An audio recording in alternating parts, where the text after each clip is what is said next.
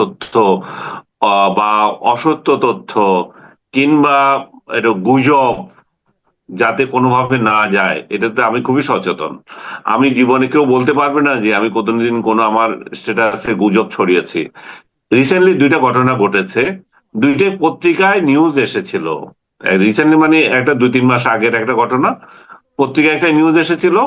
ওই পত্রিকা নিউজটা দিয়ে আমি ইয়ে করেছিলাম, ওটা ছিল কি বার্তা জানি, একটা পত্রিকা। সঙ্গে সঙ্গে আমাকে বললো যে কথাটা ঠিক না, এটা ডোনাল্ড ট্রাম্পকে নিয়ে ইয়ে করা হয়েছে, এটা মজা করা হয়েছে। তো ট্রাম্পকে নিয়ে একটা মজা স্টোরি ছিল, সেটা আমি সঙ্গে সঙ্গে ইয়ে করে দিয়েছি, হাইড করে দিয়েছি। ডিলিট আমি করি না, আমি হাইড করি, হাইড করে দিয়েছি। এইটা নিয়ে এই যে রাজাকারদের, আমাদের রাজাকারদেরই বলবো এটা, যে একটা ইয়ে আছে আপনার ফ্যাক্ট চেকিং অর্গানাইজেশন আছে, একটা দা ডিসেন্ট আর একটা হচ্ছে রিউমার স্ক্যানার। এই দুইটা আমাদের এই যে স্বাধীনতা বিরোধী চক্র কি করছে না করছে, তাদের বিরুদ্ধে কেউ যখন কিছু বলে, সেটাকে ফ্যাক্ট চেক করার জন্য সঙ্গে সঙ্গে ঝাঁপিয়ে চলে আসে। হ্যাঁ, কদরউদ্দিন নামে এক এক ব্যক্তি এটা চালায়, যে যে আবার ওই ডাস্টবিন শফিকের ঘেটু পুত্র হিসাবে মানে সোসাইটিতে পরিচিত। সে এটা নিয়ে রিপোর্ট করে দিল, হাইড করলেন আনিস আলমগীর, এবং আমাকে নিয়ে বাজে বাজে কথা উপমা দিয়ে দিয়ে। হ্যাঁ, আমি ওর বিস্তারিত আর কিছু যাই যে না, হাইড করবো না কেন? একটা তথ্য যদি ভুল হয়, একটা ফান স্টোরি ছিল, আমি এটা ফান স্টোরি না, এটা বাংলাদেশের একটা নিউজ পেপার এটাকে ইয়ে করেছে, রিপোর্ট করেছে। তো সেটা যদি ভুল হয়, আমার কি উচিত সেটা দিয়ে দেওয়া, যে ওই নিউজ পেপার করেছে বলে আমি আমার ওয়াল থেকে সেটা আমি প্রচার করতে থাকবো? তা তো না। আমি উইদিন 5 মিনিটস এটা ফেলে দিয়েছি, এটা এটা 5 মিনিটসে ফেলে দিলেন উনি। তারপর আরেকটা 2 দিন আগে একটা ঘটনা ঘটলো, যে লন্ডনে হাসনাতের যে সভা, সেখানে এক ব্যক্তি ছিলেন, তার চেহারা ইয়ের সঙ্গে মিলে, আপনার চৌধুরী মঈনুদ্দিন, যেটা বুদ্ধিজীবী হত্যাকাণ্ডে অভিযুক্ত এবং এখন পলাতক, এবং অভিযুক্ত মানে কি, হতে দণ্ডিত, মৃত্যুদণ্ড প্রাপ্ত সেই লোক। এবং এটা কে কে প্রচার করলো সেটা বললো জুলকার নাইন শাহের।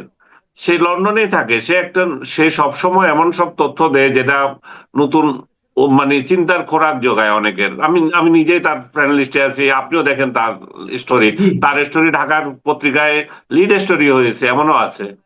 তো আমি তার ইয়েটা দেখে, এটা কালের কণ্ঠ এটা নিয়ে আবার নিউজ করলো।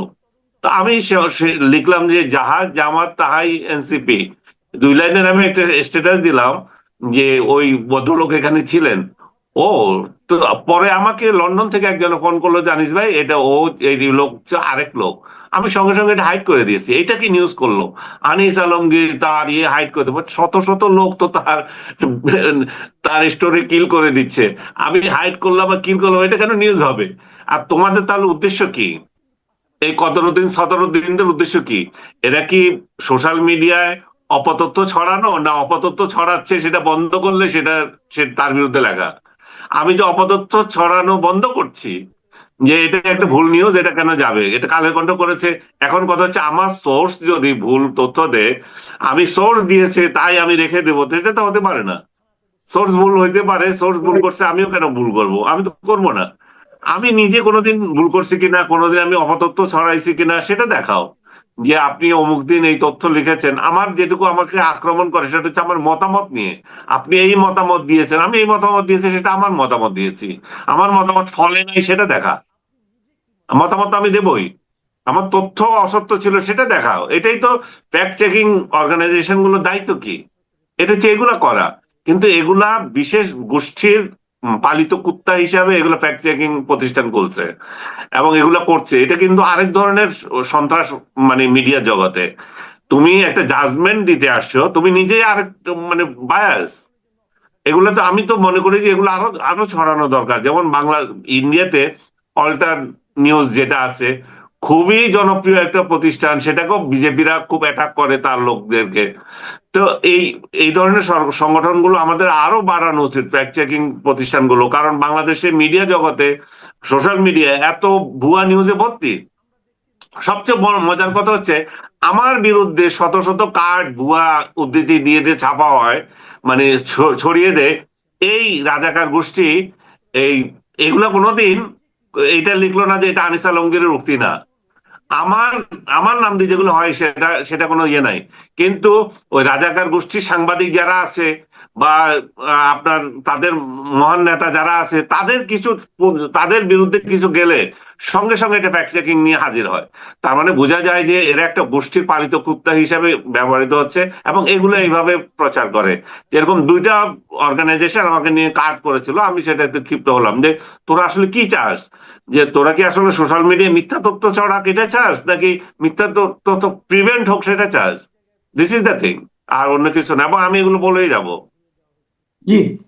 আমরা একটু মানে আপনার একটা জাতীয় পর্যায়ে একটা ঘটনায় আসি যে ভারতে নিযুক্ত ইসরায়েলের রাষ্ট্রদূত উনি একটা কথা বলেছেন যে পাকিস্তান ও বাংলাদেশে নাকি হামাসের তৎপরতা আছে। তো আমাদের পররাষ্ট্র নীতি তো আমরা দেখছি না রকম, তারা নতুন পররাষ্ট্রমন্ত্রী খুবই ক্যারিসমেটিক। তো এই অবস্থায় এই ধরনের একটা তথ্যর ব্যাপারে আমাদের মূল্যায়ন, আমাদের প্রতিক্রিয়া কি হতে পারে, কি দেখছেন? আমি এখনো পর্যন্ত কোনো প্রতিক্রিয়া দেখিনি। আপনি যেটা উদ্ধৃতি দিচ্ছেন সেটা হচ্ছে যে এনডিটিভির সঙ্গে ভারতে নিযুক্ত ইসরায়েলের যে অ্যাম্বাসেডর, উনি একটা ইন্টারভিউ দিয়েছেন। সেই ইন্টারভিউতে উনি বলেছেন যে পাকিস্তান বাংলাদেশে এবং পাকিস্তানে হামাসের তৎপরতা রয়েছে। বাংলাদেশকে স্পষ্ট করে বলেছেন যে তারা যখন হামাস যখন ইসরায়েল আক্রমণ করেছিল, ওই বহু আগে, আপনি নিশ্চয় মনে আছে যে এই কনসার্টে আক্রমণ করেছিল যেটা, তখন থেকে নাকি বাংলাদেশে হামাসের তৎপরতা বেড়ে গেছে এবং তারা পর্যবেক্ষণ করছে। তো এই তথ্য কতটা সত্য মিথ্যা আমি জানি না। আমার আইডিয়াটা বাংলাদেশে জঙ্গি কার্যক্রম নিয়ে আমার আইডিয়া খুবই কম। আমি মৌলবাদীদের তৎপরতা নিয়ে কথা বলি, কিন্তু জঙ্গি কার্যক্রম নিয়ে আমার কোনো ইয়ে নাই, মানে স্টাডি নাই ওইভাবে। সো আমি জঙ্গি কার্যক্রমে যেহেতু স্টাডি নাই, এটা নিয়ে মন্তব্য করা খুবই কঠিন ব্যাপার। এটা যদি হামাসের বিরুদ্ধে বলি, এক গোষ্ঠী আছে বলবে যে সে ইসরায়েলের পক্ষ নিয়েছে, আবার ইসরায়েলের কতগুলো দালাল আছে এখানে, তারা আবার রিপোর্ট করবে এ হচ্ছে মৌলবাদীদের সাথে ওই আতাত করেছে আনিস আলমগীর। সে তো মিডল ইস্ট নিয়ে এমনিতে বেশি মানে মনোযোগ দিয়ে থাকে, মিডল ইস্টের রিপোর্ট করে, মিডল ইস্টের যুদ্ধ কাভার করতে গেছে, এইগুলো আবার কতগুলো তৎপরতা তৈরি করবে। কিন্তু সরকারকে আমি মনে করি যে এ ব্যাপারে সতর্ক হওয়া উচিত। এটা এক ধরনের বড় ধরনের সিগন্যাল যে বাংলাদেশের উপর তাদের দৃষ্টি রাখা। কারণ ইরাক, আমেরিকা বা ইরাক ইসরায়েলের যুদ্ধ যখন শেষ হয়ে গেল বা চুক্তিতে তারা চলে এসেছে, উপনীত হয়েছে এই ঠান্ডা অবস্থায়, তাহলে তাদের টার্গেট এটা যদি শেষ হয়ে যায়, এবার টার্গেট কোন দিকে? আজকে আমি আবার একটা পত্রিকা রিপোর্ট দেখলাম যে বঙ্গোপসাগরে আবার ইয়ে এটা কি বলে ডুবোজাহাজ নিয়োজিত করছে পাকিস্তান। হ্যাঁ, তো এই যে বঙ্গোপসাগরকে কেন্দ্র করে আমেরিকা, চীন, মায়ানমার, বাংলাদেশ এই নিয়ে আরেকটা গোলযোগ কিন্তু ওয়েট করছে, রোহিঙ্গা কার্যক্রম সবগুলো নিয়ে। তো বাংলাদেশ যদি এদেরকে এই বিষয়ে সতর্ক না হয়, তাহলে একটা না একটা ব্লেম আবার আসতে পারে। যেহেতু ইসরায়েলের সাথে আমাদের কোনো সম্পর্ক নাই, তাহলে এটা কিভাবে তাদেরকে এটা কানেক্ট করবে, বা তাদের তাদের কনসার্ন যদি থেকেও থাকে সেটাকেও মূল্যায়ন করা, যে তারা বলছে যে সত্য কি মিথ্যা সেটাও দেখা। তাহলে মনে হয় যে আমরা সেফ থাকতে পারি, আমরা বিতর্কে জড়াতে পারলাম না। এবং হামাস বা অন্যান্য গোষ্ঠীর যে তৎপরতা বাংলাদেশে থাকবে কেন? এখানে হামাসের কি কার্যক্রম হওয়ার মতো কি আছে এখানে? জি। আহ, আমাদের গত এক বছরে আমাদের দেশ, আমরা জানি আমাদের ধনাঢ্য ব্যক্তিরা সুইস ব্যাংকে টাকা রাখেন বলে আমরা বিভিন্ন সময় শুনছি। হুম। এবং ওখান থেকে হিসাবও আমরা পাই। এবং হুম। সর্বশেষ একটা হিসাব পেলাম যে গত এক বছরে সুইস ব্যাংকে বাংলাদেশিদের অর্থ বেড়েছে 41%। হ্যাঁ। প্রায় ডাবল, প্রায় দেড়গুণ হয়ে গেছে আগে যা ছিল। হ্যাঁ। গত এক বছরে বেড়েছে মানেটা কি? তার মানে এটা অন্তর্বর্তীকালীন সরকারের আমলটার কথা বলা হচ্ছে। তাহলে এই সময়ে এত টাকা ওখানে কিভাবে দিল? আগে তো নয় আমরা আওয়ামী লীগারদের দোষ দিতাম, হ্যাঁ। এখন এই তথ্যটা আপনার কাছে কেমন মনে হচ্ছে? আর এটা তো আনইউজুয়াল একটু। সহিলোক ইউনূস এসেছিল আমাদের শাসন করার জন্য, তার আমলে যদি 41% বেড়ে যায়, তাহলে তো এটা উদ্বিগ্ন হওয়ার বিষয়। যখন প্রধানমন্ত্রী ভেরি রিসেন্টলি সিলেট অঞ্চলে গিয়ে বললেন যে বাংলাদেশ থেকে টাকা পাচার বন্ধ করতে হবে এবং জিরো টলারেন্স এই ব্যাপারে, তো সেই জায়গায় যদি বাংলাদেশ থেকে এভাবে টাকা চলে যায়, তাহলে তো সরকারের অবশ্যই নজর দেওয়া দরকার। এবং সুইজারল্যান্ডের ব্যাংকগুলোতে 2025 সালের যে ব্যক্তি প্রতিষ্ঠানের নামে থাকা অর্থ যেটা ছিল সেটা 41% বেড়ে যাওয়া, এটা তো মানে বাংলাদেশের অর্থনীতি নিয়েও টানাটানির অবস্থা। যদিও টাকার অঙ্কে যদি হিসাব করি এমন কিছু না, কিন্তু বাংলাদেশ থেকে এভাবে টাকা যাওয়া, এটা প্রমাণ করে যে গোপনে মানুষ যে টাকা পাচার করছে এবং গোপনে যে বাংলাদেশের অর্থ বাইরে চলে যাচ্ছে, সেটা তো প্রতিরোধ করতে হবে। এবং এটা বাংলাদেশি টাকায় প্রায় 12,600 12,760 কোটি টাকা।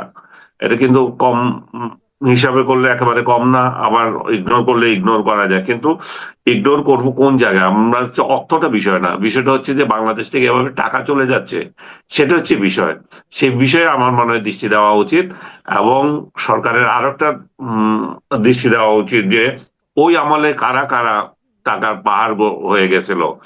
যে আওয়ামী লীগ আমলে তো হয়েছিল, আওয়ামী লীগের পরে যে যে টাকার পাহাড় কারা গড়ে তুলেছিল এবং কি পদ্ধতিতে গড়েছিল, এগুলো বলেও আমি কি লাভ? আমি তো জানি না, কারণ ইনুস যত এই বাটপারটার বিরুদ্ধেই তো সরকার কোনো পদক্ষেপ নেয় নাই। তো বাটপারের সহযোগীদের বিরুদ্ধে নিবে সেটা তো আমরা বিশ্বাস করি না। তো তারপরও বলার আছে, তো বলতে হয় যে সরকার এগুলা যদি তৎপর হওয়া উচিত, কারণ তারা কিভাবে এক একজন মানে আঙ্গুল ফুলে কলা গাছ হয়ে গেল, সেগুলোতে দৃষ্টি আসা উচিত। জি, আমি একটা আহ, রাজনৈতিক প্রসঙ্গ নিয়ে আলোচনা করে আজকে আলোচনা শেষ করতে চাই। সেটা হুম। হলো যে গত কয়েকদিন ধরে দেশের সরকারের ক্যাবিনেটের একজন প্রতিমন্ত্রী মিস্টার মীর হুম। সাহেব, তাকে নিয়ে নানা ধরনের আলোচনা হচ্ছে এবং হ্যাঁ। আমাদের স্বরাষ্ট্রমন্ত্রী নিজে একটা জনসভায় প্রধানমন্ত্রীর উপস্থিতিতে বলেছেন যে তিনি নাকি সবচেয়ে পাওয়ারফুল প্রতিমন্ত্রী এবং ওনার এলাকায়, ওনার যে নির্বাচনী এলাকা, সেখানে নতুন গঠিত 4টা ইউনিয়ন পরিষদের নামকরণ পর্যন্ত ওনার সন্তান অথবা ওনার পরিবারের লোক অথবা ওনার বাড়ির নাম। এটা নিয়ে উনি নানা ধরনের ব্যাখ্যা দিয়েছেন। আরো আগে থেকে বিতর্ক হচ্ছিল। সবশেষ যেটা দেখলাম আজকে, যে এই যে সংসদীয় কমিটি যেগুলো আছে, সেগুলোতে সাধারণত কোনো মন্ত্রী প্রতিমন্ত্রীরা থাকেন না, কিন্তু অর্থ বিষয়ক যে অর্থ মন্ত্রণালয় সংক্রান্ত যে সংসদীয় কমিটি, সেখানেও এই প্রতিমন্ত্রী আছেন। তো এই সবগুলি কি আমরা মানে আসলে আগামী রাজনীতিতে অথবা এই সরকারের পারফরমেন্স কি আমরা দেখছি?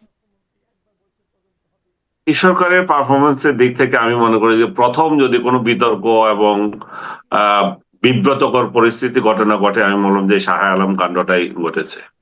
কারণ আপনি দেখতে পাচ্ছেন যে প্রধানমন্ত্রী স্বয়ং তার মায়ের নামে প্রতিষ্ঠান করতে আপত্তি করেছিলেন।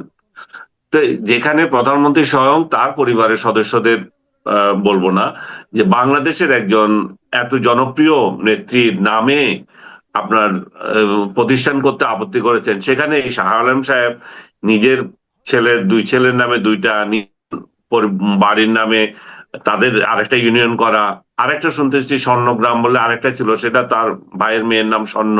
এগুলো সব কি কাকতালীয়? একটা দুইটা হতে পারে কাকতালীয়, সবগুলো কি কাকতালীয় হয়ে যায়? কিভাবে কাকতালীয় হয়? এটা একটা বেহায়াপনা। যে নিজের নিজের ইয়ে থাকলে, পাওয়ার থাকলে যে মানুষ কি করে, মানে সেটারই একটা নমুনা। কারণ এর আগে দেখেন শেখ হাসিনার আমলে বারবার ইয়ে হয়েছে, এটা সমালোচনা হয়েছে, উনি তার আত্মীয় স্বজন, মা বাবার নামে এত প্রতিষ্ঠান করেছেন, সেগুলো কয়েকশো, এগুলো এগুলো নিয়ে সমালোচনা হয়েছে। এবং সমালোচনাটা এত তীব্র হয়েছে যে এই সরকার আবার, না, ইউনূস সরকার আবার সবগুলো মুছে দিয়েছে। এটা আরেকটা অকাম করেছে, যে তাদের নামে কিছুই থাকতে পারবে না। মানে প্রতিহিংসা কোন পর্যায়ে গেলে ইউনূসের মতো বাটপার এগুলো করে, যে বঙ্গবন্ধুর নামে ইভেন বঙ্গবন্ধু এভিনিউ, সেটা থাকবে না, কার নামে থাকবে? আবরারের নামে। সে এরকম অসভ্যতা ইউনূস যেগুলো করে গেছে, সেটা দৃষ্টান্ত রয়ে গেছে। যে এখন যদি এই ভদ্রলোক এগুলা করে, এগুলা যে থাকবে তার কোনো নিশানা আছে? তাও তো নাই। কিন্তু কথা হচ্ছে উনি ক্ষমতা পেলে এগুলো করবেন কেন? এবং আমি আজকে দেখলাম একটা সোশ্যাল মিডিয়া আরেকজনের স্ট্যাটাসে দেখলাম, উনি একটা স্কুলের নাম করেছেন নিজের নামে। হ্যাঁ, এটাতে শুধু উনি ইয়ে করেছেন তা না, নিজের নামেও একটা করেছেন।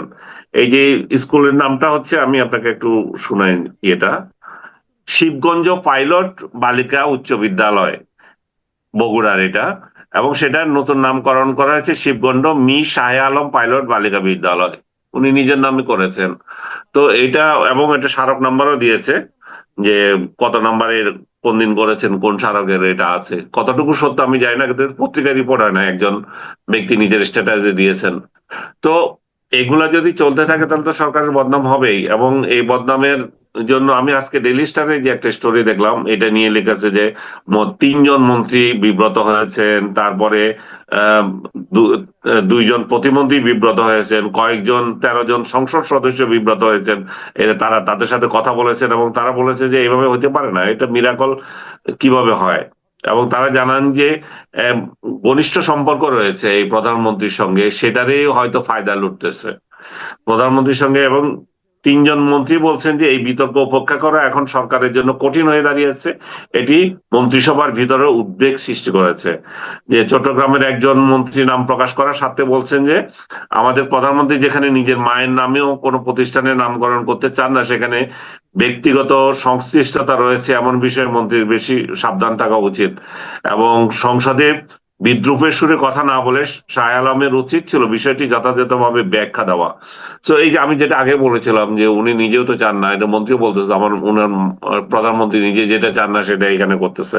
তো আমার মনে হয় যে সরকারে যারা থাকে তাদের সতর্ক থাকা উচিত, এমন সব কর্মকাণ্ড করা উচিত না যেটা দিয়ে সরকারকে ডুবানো যায়। এখন কয়েকদিন আগে আরেকটা ঘটনা ঘটলো দিল্লিতে যাওয়া নিয়ে।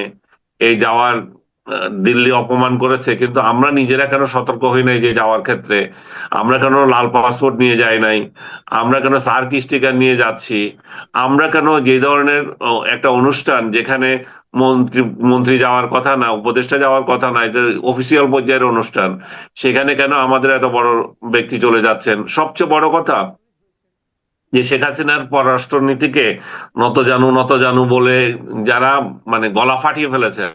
তো এই ঘটনায় কি হয়েছে, এই ঘটনা এখনো পর্যন্ত ভারত কি ব্যাখ্যা দিয়েছে যে কেন জাহিদুর রহমানকে তারা ভিতরে ঢুকতে দেয় না? আমি কোথাও পাইনি, আপনি পেয়েছেন? না না না, পাইনি। তার মানে কি দাঁড়ায়, আপনি কতটা নত জানু, আপনার আপনার একটা মন্ত্রী প্রতিমন্ত্রী পর্যায়ের ব্যক্তিকে ভারত ঢুকতে দেয় নাই, সেটার কোনো ব্যাখ্যা ভারত দিচ্ছে না। তো আমার মনে হয় যে আমাদের ক্ষমতায় যারা যায় তাদের এই সমস্ত সতর্কতাগুলো, ছোট ছোট ভুল পদক্ষেপগুলোর কারণে সরকারের বদনাম হয়। শাহ আলম যেমন করেছেন, ডক্টর আচ্ছা, জাহিদের এখানে ঘটনা যেরকম হচ্ছে। এখানে আমি আরেকটা প্রশ্ন আপনাকে করতে চাই। সেটা হলো, আপনি কি জানেন উনি তো একটা অনুষ্ঠানে যোগ দিতে যাচ্ছিলেন, সেখানে ওনার প্রতিনিধি দলে আরো দুইজন সদস্য ছিলেন। তারা হ্যাঁ। আগে বেরিয়ে গিয়েছিলেন, উনি পরে আর যান। তো উনি যে হুম। ব্যাক করলেন, যারা ভেতরে চলে যেত তারা কি অনুষ্ঠানটা শেষ করে এসেছেন, নাকি তারা অনুষ্ঠানে অংশ নেননি, এটা জানেন কিছু? আমি যতদূর জানি তারা অনুষ্ঠানে অংশ নিয়েছেন, তারা তো অফিসার পর্যায়ে চুনুপুটি ধরেন আপনি, এটা তো অনুষ্ঠানটা ছিল এরকম। উনি উনার এই প্রোফাইলের লোক তো ওখানে যায়ও না, উনি গেছেন, ওরা চলে গেছে। তো সরকার যদি ডিসিশন নিয়ে থাকে যে আমরা অনুষ্ঠানে বর্জন করব, তাহলে হয়তো ওনারা চলে আসতেন। সরকার তো সেই পর্যায়ে যায় নাই। আমার মনে হয় যে সরকার এটাকে অত গুরুত্ব দিতে চান না যে এই এরকম একটা হোস্টাইল সিচুয়েশন এখন তৈরি হোক ভারতের সাথে, যেখানে ইউনুস এই বাংলাদেশ ভারত রিলেশনটাকে মানে একটা সর্বনিম্ন পর্যায়ে নিয়ে গিয়েছিল। জিহাদি কেন এমনটি হয়? মানুষ মানে এখানে কেন মানে একটা খুঁজে, জি। শান্তি খুঁজে? আমি আমি শুরুতেই আপনাকে একটা কথা বলি। এই যে আর্জেন্টিনার প্রতি ভক্তি বা ভালোবাসা বা আপনার যেটাকে বলে সমর্থন, এটা শুরু কিন্তু বাংলাদেশে হয়েছে। আমাদের বাড়িতে একটা 16 ইঞ্চি সাদা কালো টিভি ছিল এবং সেটি আমার ঘরে ছিল। আমি যেহেতু একমাত্র ছেলে, আমার অধিকার বলবৎ করার জন্য ওইটা আমি আমার ঘরে রাখতাম। তো ওই টিভিতে আমি সারা রাত জেগে 1986 এর ফুটবল দেখেছিলাম, যেখানে ম্যারাডোনা মেক্সিকোর গুয়েদালাহারা স্টেডিয়ামে বিশ্বকাপ এনে দিয়েছিল আর্জেন্টিনাকে। তখন থেকে ধরেন রক্তের মধ্যে এক ধরনের উত্তেজনা। এবং আপনি যত রকম ভাবেই বলেন, আলোচনাটা যদি একটু সিরিয়াসলি করি, আপনি দেখবেন ম্যারাডোনার পরবর্তীকালের যে পতন, নৈতিকভাবে যে অবক্ষয়, এগুলোর পেছনে কিন্তু ইংরেজ মিডিয়ার একটা হাত ছিল। এটা আমি তখনকার আজকের কাগজ যেটা হতো সেখানে কলাম লিখে বলেছিলাম, ঈশ্বরের হাত বনাম ভূতের হাত। কারণ কি জানেন, ধরেন যদি ওই হাতটা ছুঁয়ে গোলটা নাও হতো কোনো কারণে, তারপরও ইংল্যান্ডের কোনো কারণ ছিল না সেবার বিশ্বকাপ পাওয়ার। কিন্তু মনে রাখতে হবে, বিশ্ব মিডিয়া তাদের দখলে। ওয়ার্ল্ড মিডিয়া আপনি যত রকম ভাবে বলেন, আমরা স্প্যানিশ পড়তে পারি না, আমরা ফ্রেঞ্চ পড়তে জানি না, আমরা আরবি পড়তে জানি না, আমরা হিন্দি পড়তে জানি না। The common language in the world is English. এবং সেটা আমি কি ওই ভদ্রমহিলার মতো ইংরেজি বলবো? পৃথিবীর কমন ভাষা হচ্ছে ইংলিশ, এরকম বলবো নাকি? ওই যে সংসদে যে বললেন মাননীয় স্পিকার। এখন কথা হচ্ছে আপনার বাংলাদেশে দেখেন ব্রাজিল এবং আর্জেন্টিনার জন্য যে ভালোবাসা, আমি শুধু উন্মাদনা বলবো না, যে ভালোবাসা এবং এটার ভিত্তিতে যে ঐক্য গড়ে ওঠে মানুষের মধ্যে, এটার তো অসাধারণ একটা মূল্য আছে। আমরা এমন বিভেদকামী একটা জাতি, ইতিহাসের কোনো বিষয় আমাদেরকে ঐক্যবদ্ধ রাখতে পারেও না। এবং আপনার জাতিগত অনেক বিষয় আমাদেরকে ঐক্যবদ্ধ রাখতে পারেনি। কিন্তু ফুটবল যদি পারে, মন্দ কি? পারুক না, মানুষ একটা সম্প্রীতির বন্ধনে থাকুক। এবং একটা কথা আপনাকে একটু বলি আমি, সেটা হচ্ছে আমাদের এখানে কিন্তু খেলাধুলা দেখা খুব সমস্যা এই কারণে আমাদের টাইমিং মেলে না। আমরা অনেক কিছু ভুল জেনেছি পৃথিবীতে। যেমন ধরেন আমরা জেনেছি জাপান সূর্যোদয়ের দেশ, তার মানে জাপানে এখন বেজেছে 12টা বাজতে 10 মিনিট বাকি, আর আমার এখানে দুপুর 2টা বাজতে 10 মিনিট বাকি। তো সূর্য তো আমি আগে দেখেছি, তাই না? আমি আগে দেখেছি। এবং নিউজিল্যান্ডে এখন প্রায় বিকাল 4টা, আমার আগে নিউজিল্যান্ড দেখেছে। তার মানে কি, যত পৃথিবীতে, ওই যে বিবেকানন্দ বলেছেন না, জ্ঞান হচ্ছে টর্চের মতো, আলো যত দূর যাবে তত দূর আপনি দেখতে পাবেন। এখন যখন টর্চের আলো অনেক দূর গেছে, আমরা দেখতে পাচ্ছি যে আসলে সূর্যোদয়টা প্রথম নিউজিল্যান্ডে একটা দ্বীপে হয়। তো সেই কারণে আমাদের সাথে সময় মেলে না, অস্ট্রেলিয়ার সাথে সময় মেলে না। এবং এটি একটি উন্নত দেশ, এখানে পরদিন অফিস না যাওয়ার কোনো কালচার নাই। আচ্ছা, এই যে আপনি বললেন যে আমাদের জাতিকে, একটা খেলাকে কেন্দ্র করে আমরা জাতি ঐক্যবদ্ধ হতে পেরেছি অথবা একত্রিত হতে পেরেছি, এর পেছনে আসলে মনস্তত্ত্বটা কি? আমরা তো ফুটবলে ভালো না, আমরা তো ফুটবলে কোনো সাফল্য আমরা পারি না। আমাদের মানে আর্জেন্টিনা জিতলে কি, ব্রাজিল জিতলে কি আমরা কেন আনন্দ? অনেকে দেখলাম, এমনও দেখেছি আমি যে মানে আপনার লোন নিয়ে বিশাল আর্জেন্টিনা পতাকা বানিয়েছে। কাউকে দেখছি যে জমি বিক্রি করে প্রায় 1 কিলোমিটার দীর্ঘ পতাকা বানাচ্ছে। তো জি, এগুলো কি মানে এই যে উন্মাদনা, এর পেছনে কি আসলে এই আবেগটা কি কোনো, আপনি মনে করেন যে প্র্যাকটিক্যাল কোনো আবেগ, অথবা এটা কি কোনো কার্যকারিতা আছে, অথবা এটার কি অন্যভাবে এটাকে প্রকাশ করা যেত কিনা? প্রথম কথা আমি যেটা বলি আপনার, যে আমাদের ফুটবলের যে ব্যর্থতা, সেই ব্যর্থতার জন্য তো জনগণ দায়ী নয়। আপনি বাংলাদেশে ক্রিকেট আসার আগে হাটে মাঠে ঘাটে বাটে বাজারে সর্বত্র ফুটবল খেলা হতো, এখনো হয়। কারণ ফুটবল হচ্ছে সহজে খেলার একটা, খুব সহজে খেলা যায়। একটা ফুটবল থাকলেই 22 জন লোক ইনভলভ হতে পারে, 11 11 করে 22 জন। এবং আপনার আমাদের ছোটবেলায়, আমার মনে আছে ছোটবেলায় আমি মিডফিল্ডে মোটামুটি ভালো খেলতে পারতাম। আমরা কিসের জন্য যেতাম জানেন? একটা কাগজি লেবুর পিস আর একটা পেন্সিল। মানে হ্যাঁ, হাফ টাইমে একটা কাগজি লেবুর পিস দেবে, আর খেলা শেষ হলে একটা, যারা জিততো তারা একটা খাতা আর একটা পেন্সিল, যারা হারতো তারা একটা পেন্সিল পেত। তো আমরা প্রায় পেন্সিল পেতাম। কিন্তু আসলে কি এটার জন্য যেতাম? আমি আপনাকে, আপনি যেটা বলেছেন ভেরি ইম্পর্টেন্ট একটা বিষয়। আমার মনে হয় কি, মানুষের সাপ্রেসিভ যে বিষয়গুলো, যেগুলোতে মানুষ অবদমিত যেটাকে আমরা বলি, সেগুলো বের করার একটা জায়গা লাগে। আপনার এই যে ধর্ষণ, এই যে বলৎকার, এই যে নারীদের প্রতি বিদ্বেষ, তারপরে ধরেন এই যে চুরি চামারির, জানতে পারছে না কোথায় গিয়ে থামতে হবে, এগুলো এক ধরনের কিন্তু আপনার ডিপ্রেশন থেকে হয় এগুলি। এই অবদমন থেকে বাঁচার জন্য যদি কেউ ফুটবলে মন দেয়, আমি আরেকটা কথায় পরে আসছি, আপনি যেটা বললেন, এটা কিন্তু পৃথিবীতে একটা শ্রেষ্ঠ উন্মাদনা বাংলাদেশে। এই যে অস্ট্রেলিয়া 2-0 গোলে তার্কির বিরুদ্ধে জিতেছে, বিশ্বাস করেন সমস্ত এলাকা মনে হচ্ছে ভূতের বাড়ি। সবাই বাড়িতে দেখেছে, সবাই বাড়িতে হই হই করেছে, কিন্তু রাস্তায় নেমে যে উন্মাদনা করা, সেটা এইসব দেশে করে না। কেন করে না আমি জানি না, কিন্তু করে না। অথচ যেদিন আমি আর্জেন্টিনা এবং ব্রাজিলের প্রীতি ম্যাচ দেখতে গিয়েছিলাম মেলবোর্নে, সেদিন কিন্তু মাঠে 1 লক্ষ মানুষ ছিল, প্রায় 1 লক্ষ। এবং আমি ভেবেছিলাম হয়তো মানুষ এরকমই নিষ্প্রিয় নয়, সকলেই ব্রাজিল এবং আর্জেন্টিনার পোশাক পরে এসেছে। এবং সবচেয়ে শিষ্টাচার হচ্ছে, যখন মেসি নেমেছিল 10 নম্বরে, তখন ব্রাজিল আর্জেন্টিনার সবাই দাঁড়িয়ে তাকে স্বাগত জানিয়েছে। কারণ সবাই বলছে সে হচ্ছে one of the best player in the world, সে আর্জেন্টিনার হয়ে খেলছে, ডাজন্ট ম্যাটার, কিন্তু আমরা তাকে সম্মান জানাবো। তো আমাদের মধ্যে এই শুভবোধ গুলো যেন কাজ করে। ধরেন পতাকা বানানো অন্যায় কিছু নয়। আমি এটা বোধহয় আপনি জানেন যে এক ভদ্রলোক জার্মান দেশের এত বড় পতাকা বানিয়েছিলেন যে জার্মানির রাষ্ট্রদূত গিয়ে তার বাড়িতে উপস্থিত হয়েছিল ওই পতাকা দেখার জন্য। পরবর্তীকালে তিনি জার্মানিতে আমন্ত্রিত হয়ে বেড়াতে গিয়েছিলেন। এবং এখন দেশে বিদেশে বাংলাদেশে শুনলেই আর্জেন্টিনার যারা সাপোর্টার, আর্জেন্টাইন যারা, তারা আপনাকে বুকে জড়িয়ে ধরবে। কারণ তারা তারা জেনে গেছে যে বাংলাদেশ হচ্ছে তাদের সেকেন্ড সাপোর্ট হাব। আপনার দেশের পরে বাংলাদেশের সবচেয়ে বেশি সাপোর্ট করে তাদেরকে। এই উন্মাদনা ধরেন আমি মনে করি তিনটা জিনিস থেকে হয়। একটা হচ্ছে ভালোবাসা, আরেকটা হচ্ছে ধারাবাহিকতা, আর একটা হচ্ছে পলায়ন পর মনোবৃত্তি। শেষেরটা আমি নেগেটিভ বললাম। পলায়ন পর কেন? মানুষকে একটা আশ্রয় খুঁজতে হয়। যে কোনো পরিবারে দেখবেন স্বামী তখন সবচেয়ে বেশি বাসন মাজে যখন বউ তার সাথে গজগজ করে। কেন জানেন? তাতে সে দেখালো যে কাজ করতেছে, আর বাসনের শব্দ শুনলে ওই কথাগুলি আর শোনা যায় না যা যা বলতেছে, বুঝছেন? জি। আচ্ছা, বাসন আমরা মাজার আমরা প্রক্রিয়ায় আমরা বন্ধ। আমরা ধরে নিচ্ছি যে আমাদের যে এই রাজনৈতিক ডামাডোল অথবা মানুষের দুঃখ কষ্ট অথবা আপনার সংকট থেকে উত্তরণের কোনো পথ দেখতে না পেয়ে আমরা হয়তো এক ধরনের সুযোগ খুঁজি যে ওখানে কিছুক্ষণ সময় অন্তত পক্ষে আমরা এর বাইরে থাকতে পারবো। এটা হতে পারে আপনার এই ব্যাখ্যাটা, আমি মনে করি মনস্তত্ত্ব হিসেবে হতে পারে। তো আমরা কিন্তু তার বিপরীতে দেখছিটা কি, আসলেও কিন্তু সোসাইটিতে যা চলছে আমরা দেখছি।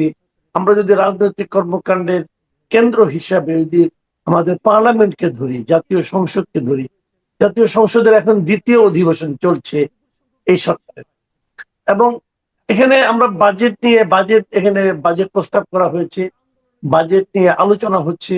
কিন্তু গত যে কয়েকদিন হয়ে গেল, 4-5 দিন তো আমি দেখলামই, 6 দিনের মতো হয়ে গেল, এর মধ্যে বাজেট নিয়ে খুব চুলচেরা এবং খুবই আপনার বুদ্ধিবৃত্তিক কোনো আলোচনা কিন্তু আমি আসলে সেভাবে দেখলাম না। এবং বরঞ্চ দেখলাম যে এক একজন এক এক ভাবে কথা বলছেন। জামাতের একজন এমপি বলার চেষ্টা করছেন যে তার ফ্যামিলিতে কতজন মুক্তিযোদ্ধা, ওনার বাবা দাদা সবাই মুক্তিযুদ্ধে শহীদ হয়েছেন। আমার না এই জায়গাটাতে একটু, আমি আরো কয়েকটা পয়েন্ট বলবো, আমি এই প্রসঙ্গটা একটু আগে বলিনি। যে জামাতের লোকজন, উনি তো জামাতই করেন, উনি তো ওনাদের দল তো মুক্তিযুদ্ধকে বিরোধিতাই করেছে। ওনারা কেন ওনাদের পরিবার লোকজন মুক্তিযুদ্ধ করেছেন এবং ওনারা মুক্তিযুদ্ধ পরিবারের লোক, এটা বলার মাধ্যমে ওনারা আসলে কি প্রমাণ করতে চান? খুবই ভালো একটা বিষয় আপনি তুলেছেন। আমি আপনাকে একটা কথা বলি। আপনার মনে আছে যে বাংলাদেশে একটি টক শো ভাইরাল হয়েছিল শেখ হাসিনার পতনের আগে, যেটিতে বিচারপতি মানিক, এখন যিনি কারাগারে আছেন, তার সাথে এক ভদ্রমহিলা, একজন ভদ্রমহিলার তর্ক হচ্ছিল। আমি তার নামটা বলতে চাই না।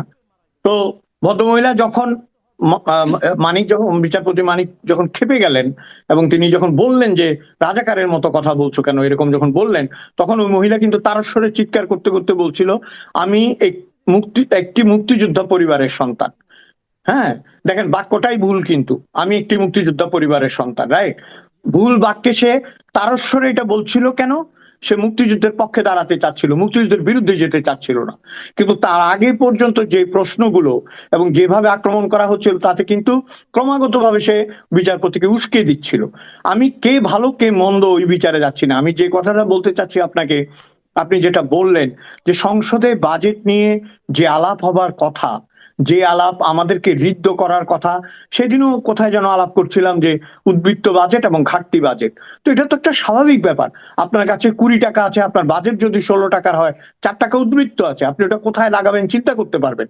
আর আপনার বাজেট যদি 20 টাকার হয় আর আপনার আছে যদি 15 টাকা, 5 টাকা কোত্থেকে জোগাড় করবেন এই চিন্তাতেই তো আপনার দিন চলে যাবে, তাই না? ওই 5 টাকা কোথার থেকে আসবে? এখন এরকম একটা ঘাটতি বাজেট, ওই যে আরেকটা কথা আছে না, একটা উন্নয়নমুখী বাজেট, আরেকটা যেন কি, তো উন্নয়নমুখী বাজেট কোথায়? এটা তো ওই যে চলমান যে খরচের বাজেট, ওইটা জোগাড় করতে করতেই তো শেষ। এই কথাগুলো কিন্তু আলাপ হয় না। আলাপ হয় নাই কেন শিক্ষা খাতে ব্যয় কম, আলাপ হয় নাই কেন সংস্কৃতির পুনর্জাগরণ হচ্ছে না, আলাপ হয় নাই কেন প্রবাসীদের জন্য কাট করা হলো।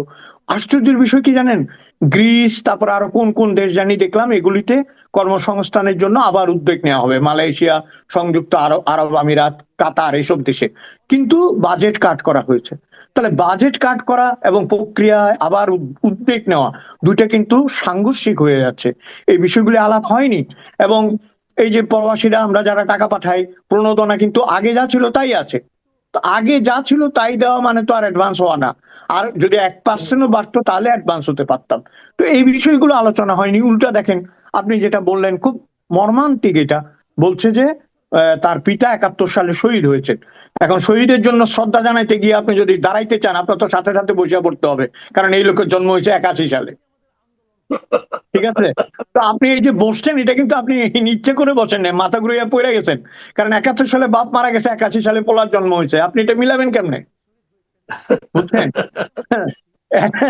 এখন আবার বলতেছে, যে না না আমার ভুল হয়ে গেছে। আমি দেখলাম এটা আজকে, যে তার ভুল হয়ে গেছে, তার পিতা নয়, তার দাদাও নয়, দাদার ভাই মুক্তিযুদ্ধে শহীদ হয়েছে। এখন তাকে আপনি দোষারোপ করবেন কি করে? আমির সাহেব নিজেও বলেছেন তিনি মুক্তিযোদ্ধা পরিবারের সন্তান, মনে আছে না? রাইট, মনে আছে। হ্যাঁ, ডাক্তার সাহেব নিজেই বলেছেন যে তিনি আমি পরিবারের সন্তান। এবং আপনি একটা জিনিস খেয়াল করবেন মাসুদ ভাই, this is a very positive, this is very very positive. আমি মনে করি যখনই দেয়ালে পিঠ থেকে যাচ্ছে, যখনই সে নিজেকে আক্রান্ত মনে করছে, যখনই সে ইতিহাসের কাছে পরাজিত হচ্ছে, যখনই সে জনসাধারণের চোখে হেয় হচ্ছে, যখনই সে সামাজিকভাবে কলুষিত হচ্ছে, তখনই সে মুক্তিযুদ্ধের আশ্রয় নিচ্ছে।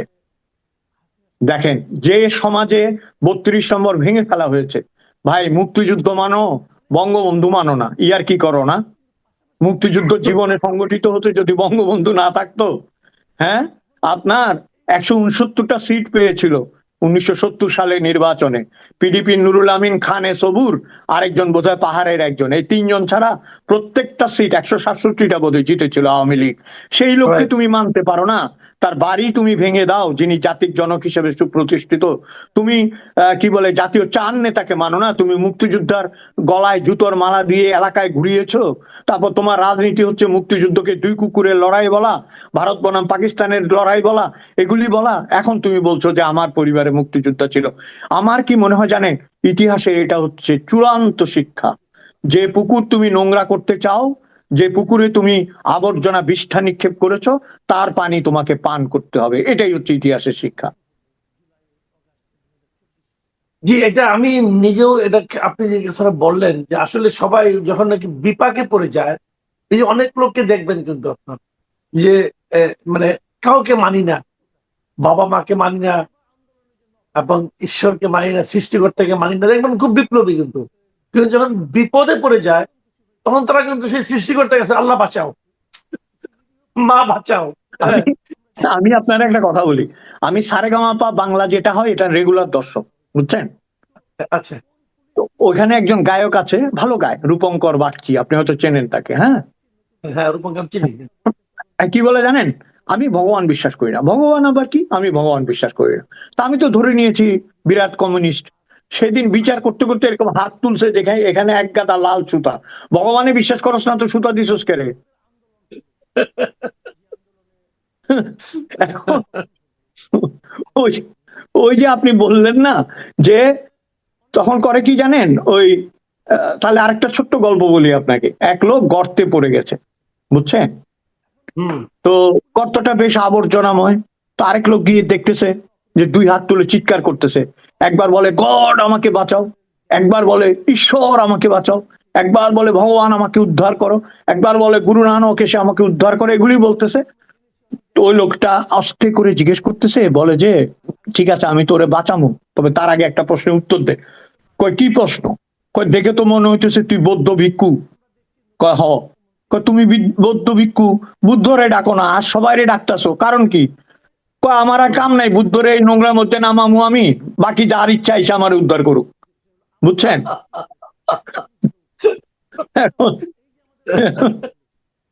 কথা হলো, আমি ভগবান বুদ্ধের সাপোর্টার, আমি তার দর্শনে বিশ্বাস করি, কিন্তু গল্পটা আমি গল্পচ্ছলে বললাম।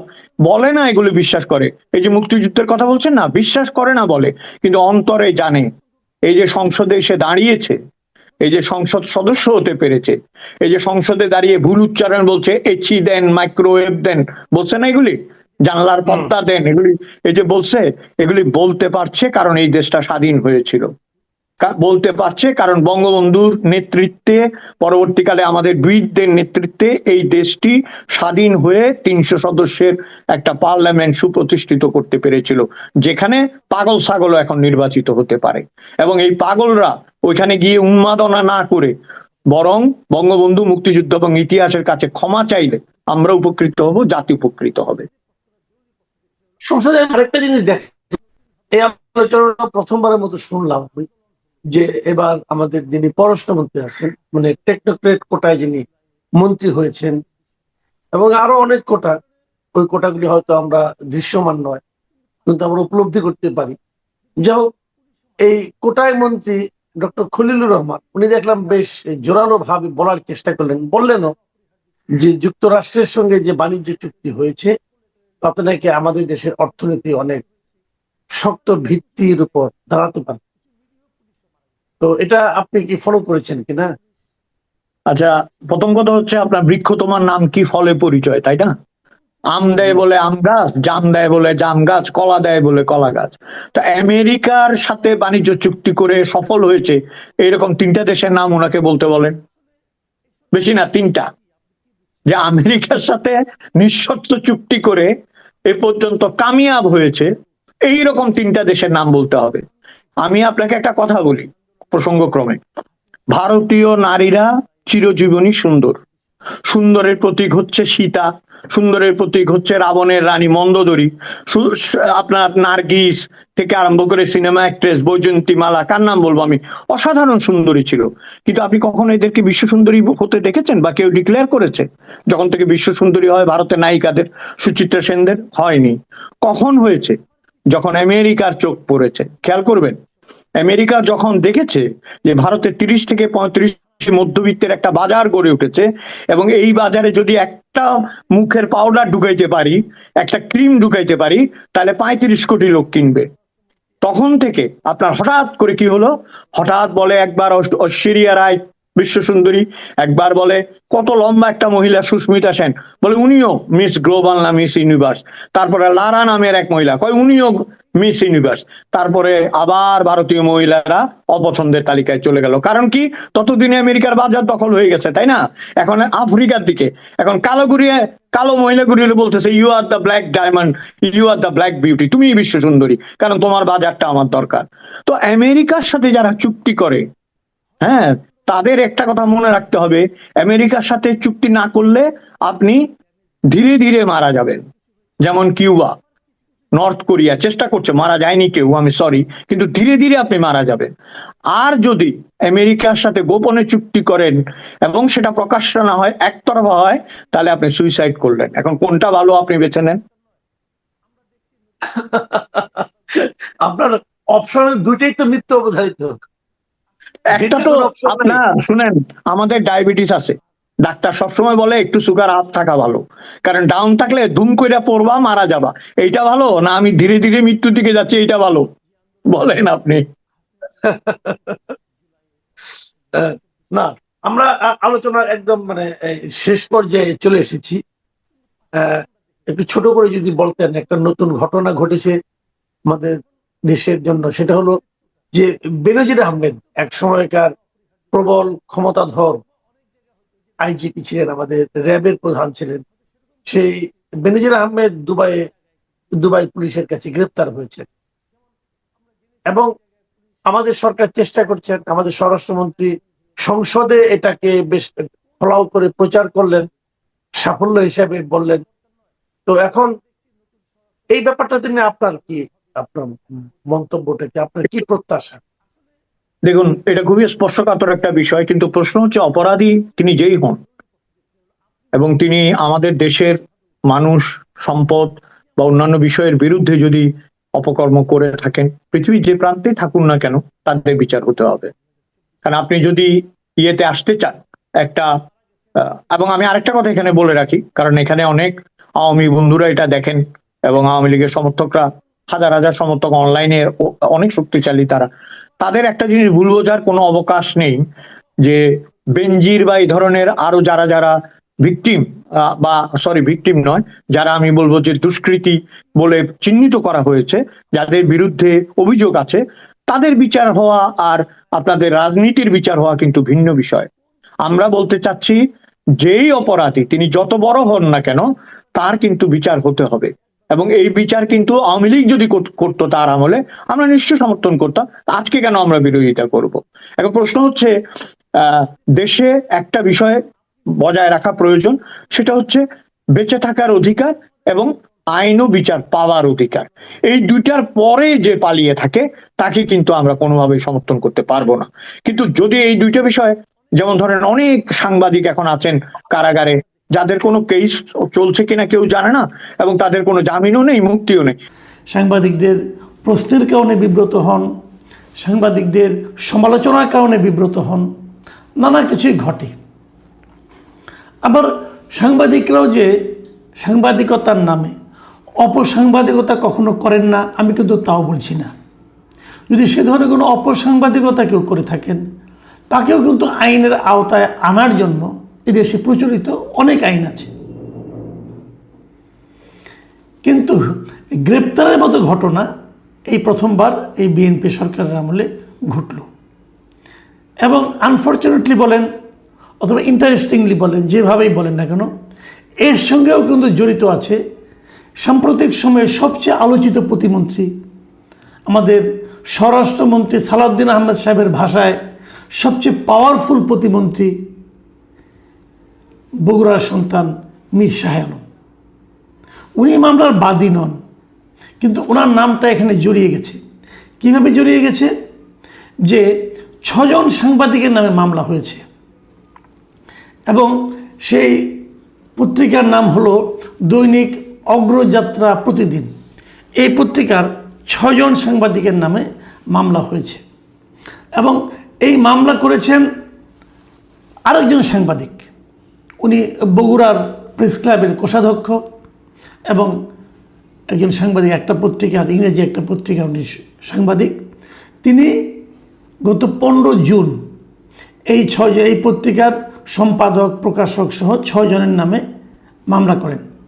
এই মামলার আসামিরা ছিলেন পত্রিকার প্রকাশক ও সম্পাদক মেহেদি হাসান, ভারপ্রাপ্ত সম্পাদক রেজানুল ইসলাম, বার্তা সম্পাদক আশরাফ আলী ফারুকি এবং প্রতিবেদক সালেহ কায়সার এবং বগুড়া প্রতিবেদক মোহাম্মদ শামস এবং বগুড়া জেলা প্রতিনিধি সাব্বির হাসান। এই 6 জনের নামে উনি মামলা করেছিলেন এবং তার মাঝখান থেকে একজন, যিনি ভারপ্রাপ্ত সম্পাদক ছিলেন রেজানুল ইসলাম, তাকেই বৃহস্পতিবার রাতে গাজীপুর থেকে গ্রেপ্তার করা হয়েছে।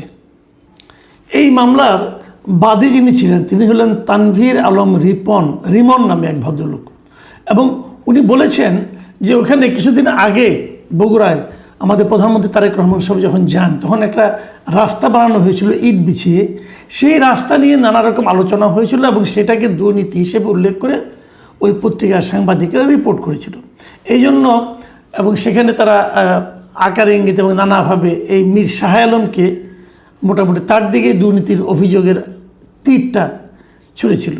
এবং এই রিমন সাহেব বলছেন, ওনার যে আর্জিতে নিজের উল্লেখ করেছেন সেটা আমি বলি। উনি উল্লেখ করেছেন যে আসামিরা পরিকল্পিতভাবে মিথ্যা, বানোয়াট ও বিভ্রান্তিকর তথ্য প্রকাশ ও প্রচার করে বাদী এবং বগুড়া 2 শিবগঞ্জ আসনের সংসদ সদস্য ও স্থানীয় সরকার পল্লী উন্নয়ন ও সমবায় প্রতিমন্ত্রী মীর শাহ আলমের ব্যক্তিগত, সামাজিক ও রাজনৈতিক সুনাম ক্ষুণ্ণ করার চেষ্টা করেছেন। মানে যিনি বাদী ছিলেন রিমন সাহেব, ওনারও ক্ষুণ্ণ করেছেন এবং প্রতিমন্ত্রীরও সুনাম ক্ষুণ্ণ করার চেষ্টা করেছেন। এবং এই ঘটনায় এরপরে উনি আরও উল্লেখ করেছেন যে আসামিরা কোনো ধরনের নির্ভরযোগ্য তথ্য প্রমাণ ছাড়াই উদ্দেশ্য প্রণোদিতভাবে এসব তথ্য প্রচার করেছেন। এর ফলে সংশ্লিষ্ট ব্যক্তিদের সুনাম ক্ষুণ্ণ হওয়ার পাশাপাশি জনমনে বিভ্রান্তি ও বিরূপ প্রতিক্রিয়ার সৃষ্টি হয়েছে এবং এই আর্জির উপর নির্ভর করে বগুড়া থেকে পুলিশ ডিবির একটা দল জয়দেবপুর গিয়েছে এবং সেখান থেকে এই 2 নম্বর যিনি আসামি ছিলেন রেজানুর ইসলাম তাকে গ্রেফতার করে নিয়ে গেছেন।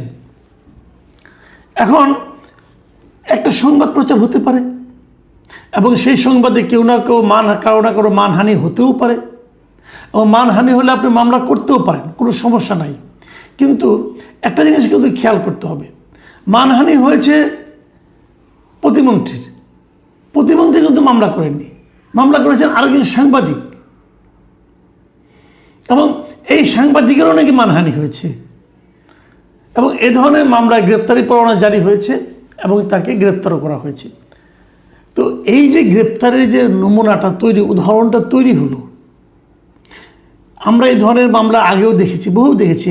হাসিনার আমল, শেখ হাসিনা যখন সরকারে ছিলেন তখন তো আমরা অনেক দেখেছি।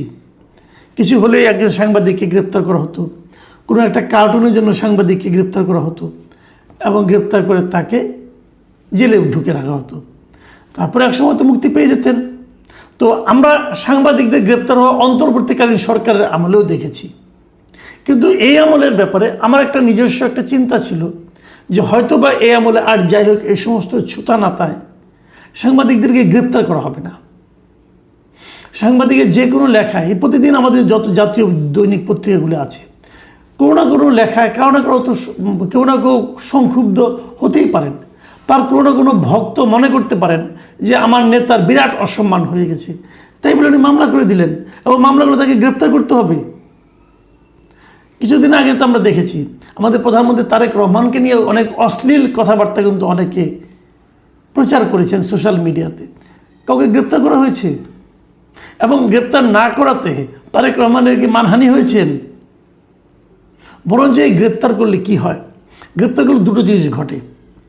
সেটা হলো আপনি সরকারের থেকে কিছু লোককে আপনার স্থায়ী শত্রুতে পরিণত করেন। বরঞ্চ গ্রেপ্তার যদি আপনি না করেন তাহলে কি হয়, তাহলে এই সংবাদগুলো কিন্তু আলটিমেটলি সাধারণ মানুষ, যে সংবাদটা আপনি করেছেন সেই সংবাদের কারণে ওই এলাকায় তো সাধারণ মানুষ কিছু আছে, তারা তো জানে যেখানে কি হয়েছে কি হয়নি, কোনটা সত্য কোনটা মিথ্যা, সবাই জানে। কিন্তু তো এই গ্রেপ্তার করার মাধ্যমে কি ওই লোকগুলির যে জানা, সেই জানাটাকে আপনি চেঞ্জ করতে পারেন? তা কিন্তু পারেন না। মাঝখান থেকে কি হয়, সারা দেশে সমাজে একটা মেসেজ পৌঁছে যায়। সেই মেসেজটা হলো যে আপনারা অসহিষ্ণু, আপনাদের সহ্য ক্ষমতা খুবই কম, এই মেসেজটা পৌঁছে যায়।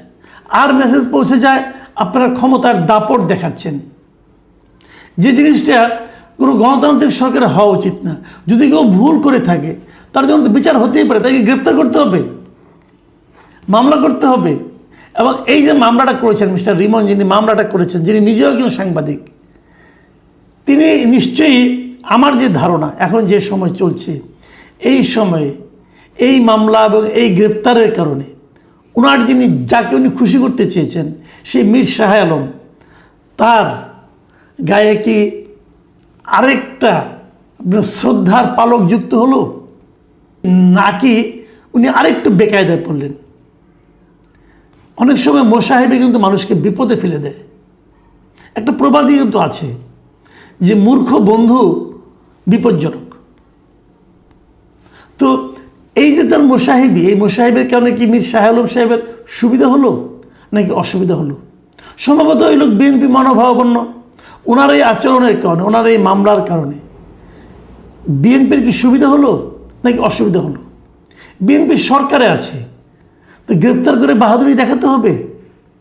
আমার নিশ্চিত, আমি ধারণা করি এই মামলার পরে এই আসামিদের গ্রেপ্তার করার জন্য এই ভদ্রলোক রিমন অথবা অন্য কেউ, অথবা মীর শাহ আলমের নাম নিয়ে, অথবা মীর শাহ আলম নিজেও হয়তো, আমার ধারণা হতে পারে, হয়তো তদবির করেছেন যে দ্রুত আসামিদেরকে গ্রেপ্তার করতে হবে, মানে দ্রুত এই সাংবাদিকদেরকে গ্রেপ্তার করে নিজেদের দাপটটা প্রদর্শন করতে হবে।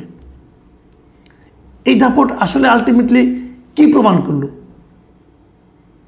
আমি জানি না আজকে থেকে 5 বছর পর বিএনপি সরকার কেমন হবে, এই বিএনপি সরকারকে মানুষ কীভাবে নেবে আমি জানি না। তবে আমি এটা জানি যে এই তারেক রহমানের বিএনপি সরকারের আমলে প্রথম গ্রেপ্তারটা বগুড়ায় হলো এবং এই গ্রেপ্তারের সঙ্গে একজন সাংবাদিক বাদী হলেন এবং এই গ্রেপ্তারের পেছনে মানে কারণগুলির মধ্যে মীর শাহ আলমের নামটা যুক্ত হয়ে গেল। বলা ভালো, বগুড়া কিন্তু তারেক রহমানেরও এলাকা।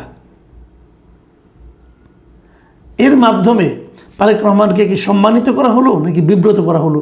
যারা মামলা করেছেন তারা ভাববেন, বিএনপির যারা নীতি নির্ধারক আছেন তারাও ভাববেন, এবং সাংবাদিকরা তো আপনি না চাইলেও ভাববেন। প্রিয় দর্শক, আমি জানি না একটা সরকার মাত্র 4 মাস হয়েছে, এর মধ্যে এত অসহিষ্ণু আচরণ সরকারের কেউ কেন করছেন? আমি কিন্তু এখনো মনে করি এটা পুরো সরকারের চরিত্র নয়, কিন্তু আমি এটা বুঝতে পারি না যারা এই ধরনের চারিত্রিক বৈশিষ্ট্যের পরিচয় দেন তাদের ব্যাপারে সরকারের সিদ্ধান্তটা কি হবে সেটা আমরা এখনো বুঝতে পারছি না। দেখুন, এই শাহ আলম সাহেবের যে ঘটনা, আমি একটা পজিটিভ কথা বলে শেষ করি। শাহ আলম সাহেবের ওনার বিরুদ্ধে অভিযোগ ছিল উনি 4টা ইউনিয়নের নাম পরিবর্তন করেছেন, 2টো ওনার সন্তানের নামে, আরেকটা ভাতিজির নামে, আরেকটা ওনার বাড়ির নামে। খবর হলো, আজকে দেখলাম পত্রিকায় যে বগুড়ার জেলা প্রশাসক বলেছেন যে এই 4টে ইউনিয়নের মধ্যে 2টো ইউনিয়নের নাম অলরেডি প্রধানমন্ত্রী হস্তক্ষেপ করেছেন এবং ওনার হস্তক্ষেপের কারণে চেঞ্জ করা হচ্ছে। যে সীমান্ত এবং দিগন্ত ও 2টো ইউনিয়নের নাম পরিবর্তন করা হবে। এরপরে একটা রিয়েলি গণশুনানি হবে, আগের বারের মতো না। আগের বার যেমন যুবদলের একজন নাম দিয়ে বলেছে গণশুনানি হয়ে গেছে, ওরকম না। এবার একটা রিয়েল গণশুনানি হবে, তার মাধ্যমে নতুন করে নাম দেওয়া হবে। আমি এই পাশাপাশি এটাও মনে করি 2টো কেন 4টার ব্যাপারে গণশুনানি হওয়া উচিত ছিল।